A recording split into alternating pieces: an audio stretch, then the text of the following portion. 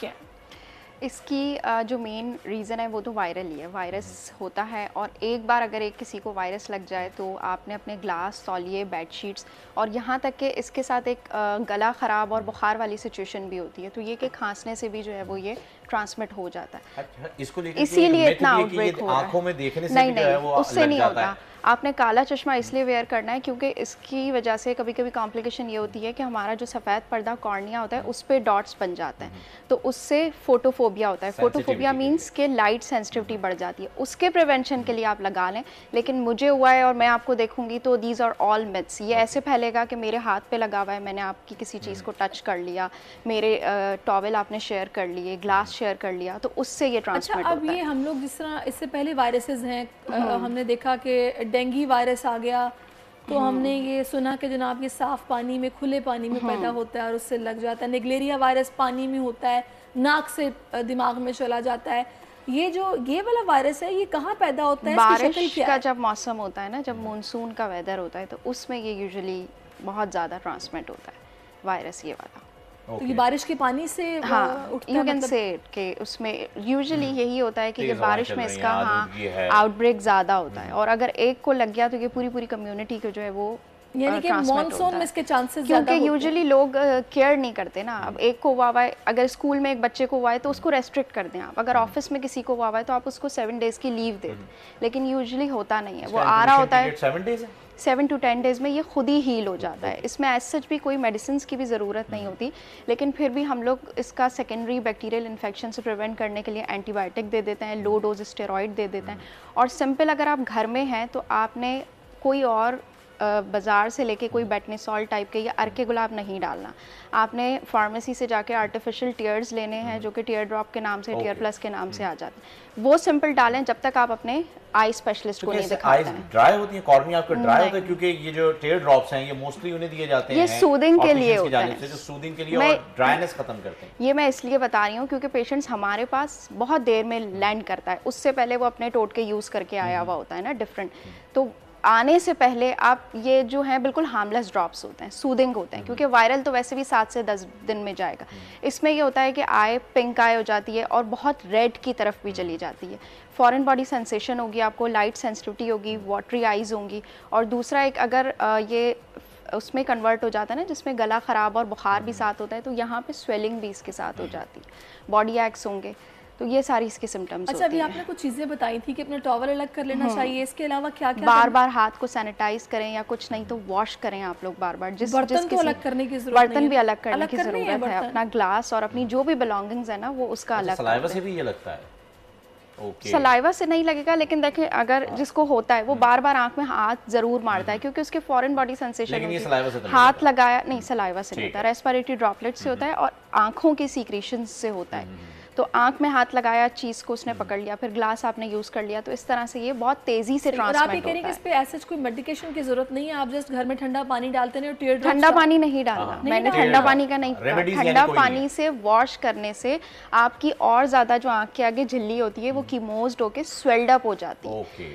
आपने eye specialist को दिखाना है क्योंकि ये कभी कभी कॉम्प्लिकेशन में भी कन्वर्ट हो जाता है। जब कॉर्निया पे इसकी कॉम्प्लिकेशन होती है तो विजन ब्लरी होके वो ट्रीट नहीं होता, तो वो एयर्स भी लग जाते हैं उसको ठीक होने। ठीक है। अच्छा, तो पानी फिर कौन सा, ठंडा नहीं डालना, तो मतलब नॉर्मल आर्टिफिशियल टीयर्स यूज़ करें, सिंपल आर्टिफिशियल टीयर्स यूज़ करें।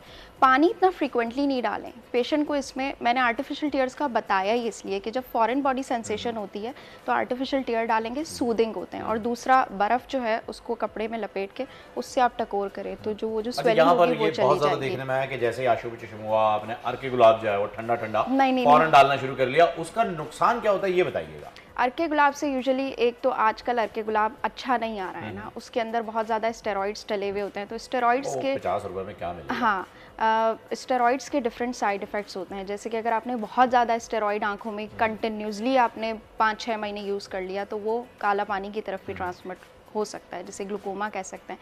कैटरेक्ट आंख में जिसे मोतिया कहते हैं वो डेवलप हो सकता है। इस वजह से मैं यूजुअली मना करती हूँ कि अर्के गुलाब ना यूज़ करें। अगर ओरिजिनल है तो वो तो ऑब्वियसली पुरानी रेमेडी आप यूज़ कर सकते हैं, पर आजकल तो जो आ रहे हैं 10-10 रुपए वाले ड्रॉप्स वो आपका क्या बिगाड़ कर देते हैं, फंगल इन्फेक्शंस क्रिएट कर देते हैं आँख के अंदर।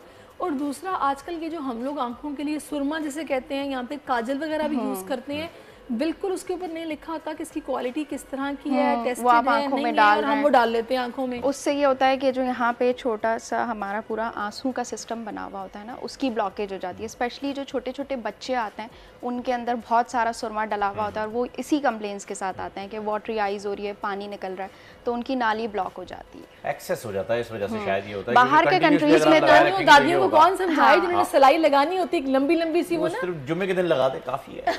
हाँ, हफ्ते में एक दिन कर लें, आंखें आपकी साफ हो बाहर जाएंगी, के clean हो कंट्रीज जाएंगी। में तो बैन कर दिया ना, उनकी लेडी हेल्थ वर्कर आके बाकायदा चेक करती है कि आपने बच्चे को काजल तो नहीं लगाया हुआ है, सुरमा तो नहीं डाला। बस अब यहाँ जो वो चीजें चाह रहे हैं कि हमारे बच्चों को नजर लगे।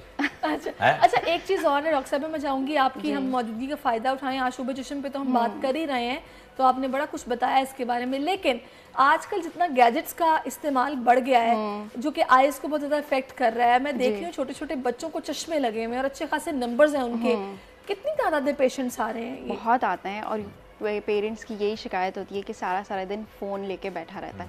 एक तो नेयर वर्क जब आपका बढ़ता है तो उससे मायोपिक शिफ्ट, मायोपिक ये होता है कि आपकी दूर की निगाह कमज़ोर हो जाती है। ये स्टडीज़ में प्रूव हुआ है कि जितना आप नेयर वर्क कर रहे हैं, और नेयर वर्क तो कोई काम का होता नहीं है, मोबाइल लेके बैठे रहते हैं, छोटी स्क्रीन यूज़ कर रहे हैं, तो बच्चों के अंदर चश्मे बढ़ रहे हैं। बच्चे क्या, बड़ों के अंदर भी बहुत सारे प्रॉब्लम्स हो रहे हैं स्क्रीन ज़्यादा यूज़ करने की वजह से। ड्राइनेस होती है, एलर्जी होती है, फॉरेन बॉडी सेंसेशंस होती हैं, जो कंप्यूटर पे ज़्यादा काम कर रहे टीवी दूर हैं। से देखो, बचपन से सुनते हाँ, आ ये रहे हैं। सही है। ये सही अगर है। आपका बच्चा फ़ोन पे कोई कार्टून देख रहा है तो बेटर ये है कि आप उसको 6 फीट के डिस्टेंस, आइडियल 6 फीट है डिस्टेंस। मैं तो सर मेरे तो चश्मे इस वजह से लगा है, मैं कम रोशनी में करीब से किताबें पढ़ता था, तो आप भी नेयर वर्क नहीं, मैं ज़्यादा ही clear कर दूं रहे ना, हैं इस ना। वजह से। अच्छा, इसका स्कॉलर बनने ट्रीटमेंट की भी है। कोशिश थी। हाँ, इसका एक हल भी है जो कि लैसिक या लेजर के जरिए किया जाता है। वो किस एज में जाके होता है और किस नंबर के ऊपर जो है वो आप ट्रीट करते हैं, वो भी बता दीजिए। नंबर तो 12, 13, 14 तक पे भी आप जाके ट्रीट कर Okay. सकते हैं। और अब तो लेजिक के अलावा फेम्टोसेकंड्स आ गया है, कॉन्ट्यूरा लेज़र आ गया है, जो कि